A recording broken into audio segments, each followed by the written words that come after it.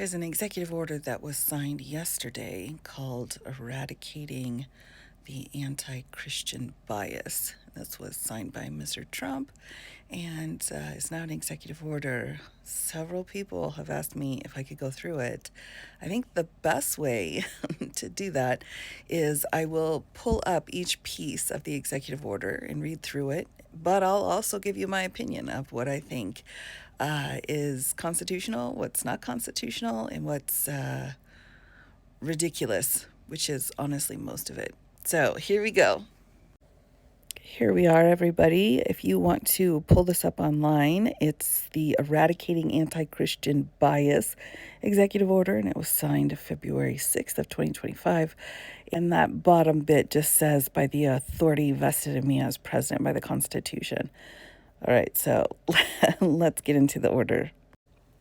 Section 1, Purpose and Policy. It is the policy of the United States and the purpose of this order to protect the religious freedoms of Americans and end the anti-Christian weaponization of government.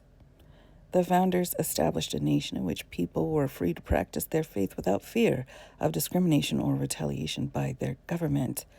For that reason, the United States Constitution enshrines the fundamental right to religious liberty in the First Amendment. So I'm not really sure I agree with any of what's been said here, but we'll keep going. Federal laws like the Religious Freedom Restoration Act of 1993, as amended, further prohibit government interference with Americans' right to exercise their religion. Title VII of the Civil Rights Act of 1964, as amended, prohibits religious discrimination in employment, while federal hate crime laws prohibit offenses committed due to religious animus. All right. Yet, the previous administration engaged in an egregious pattern of targeting peaceful Christians while ignoring violent anti-Christian offenses. Wow. The Biden Department of Justice sought to squelch faith in the public square by bringing federal criminal charges and obtaining, in numerous cases, multi-year prison sentences against nearly 24 peaceful pro-life Christians for praying and demonstrating outside abortion facilities. Wow, there's a lot more to that story. Those convicted included a Catholic priest and 75-year-old grandmother, as well as an 87-year-old woman and a father of 11 children who were arrested 18 months after praying and singing hymns outside an abortion facility in Tennessee as a part of a politically motivated prosecution campaign by the Biden administration. I rectified this injustice on January 23rd of 2025 by issuing pardons in these cases. Oh, all right, a whole nother set of pardons. Here we go. The same time, Catholic churches, charities, and pro-life centers sought justice for violence, theft, and arson perpetuated against them, which the Biden Department of Justice largely ignored. After more than 100 attacks, the U.S. House of Representatives passed a resolution condemning this violence and calling on the Biden administration to enforce the law. Wow, there's a lot missing here as well. Then, in 2023, a Federal Bureau of Investigation memorandum asserted that radical traditionalist Catholics were domestic theisms, threats, and suggested infiltrating Catholic churches as a threat mitigation. This later retracted FBI memorandum cited as support evidence propaganda from highly partisan sources. All right. The Biden Department of Education sought to repeal religious liberty protections for faith-based organizations on college campuses. Again, that's a terrible misstatement. The Biden Equal Employment Opportunity Commission sought to force Christians to affirm radical transgender ideology against their faith. That is just not true. And the Biden Department of Health and Human Services sought to drive Christians who do not conform to certain beliefs on sexual orientation and gender identity out of the foster care system. The Biden administration declared March 31st of 2024, Easter Sunday, as Transgender Day of Visibility. In this atmosphere of anti-Christian government hostility and vandalism against Christian churches and places of worship surged, with the number of such identified acts in 2023 exceeding by more than 8 times the number from 2018. Catholic churches and institutions have been aggressively targeted with hundreds of acts of violence and vandalism.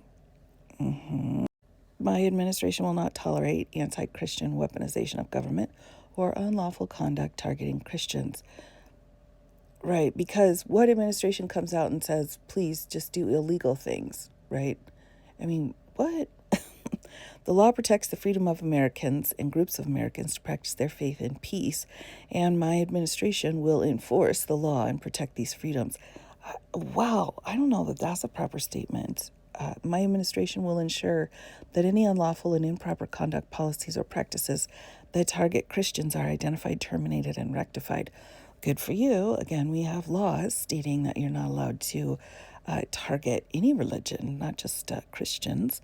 Section 2, establishing a task force to eradicate anti-Christian bias. All right, so here I think is where the potential teeth are in this executive order. Most of Mr. Trump's executive orders are just him saying, rude, mean things because he's a jerk. and then saying, somebody else needs to write me reports about a whole bunch of stuff, and sometimes creating this little task force situation. So it looks like this one is all about the task force. Task force to eradicate anti-Christian bias. All right. There is hereby established within the Department of Justice a task force to eradicate anti-Christian bias. I'm not sure that's constitutional, actually, but I don't know. The Attorney General shall serve as chair of the task force because the Attorney General has nothing else to do with all of these executive orders.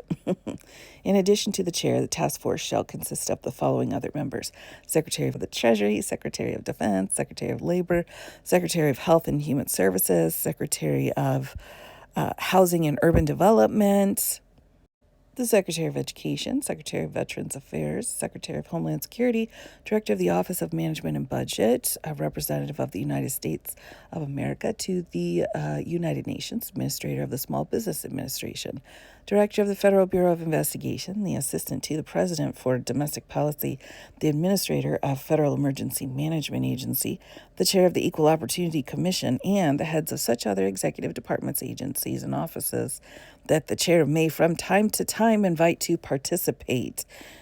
Section 3 are the task force functions. So basically, like all of the heads of all of these different areas. I'm not sure Mr. Trump knows what these departments are and like what they do, or like the person who's in charge of that department does, because he seems to really be assigning them a lot of interesting tasks.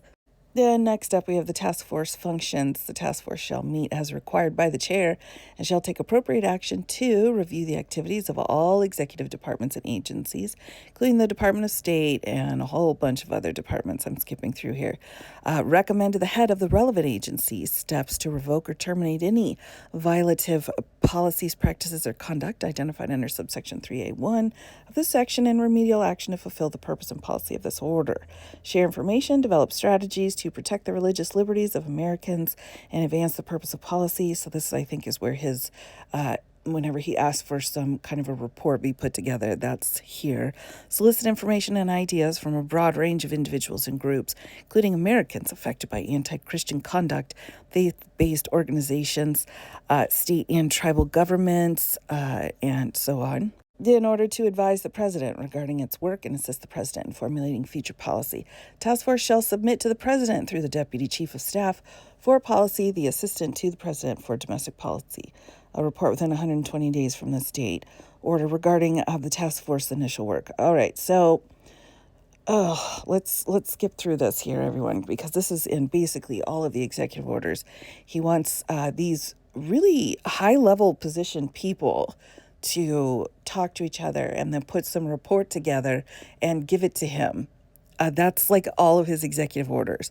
So next we've got administration here. The heads of the agency shall blah, blah, blah, blah.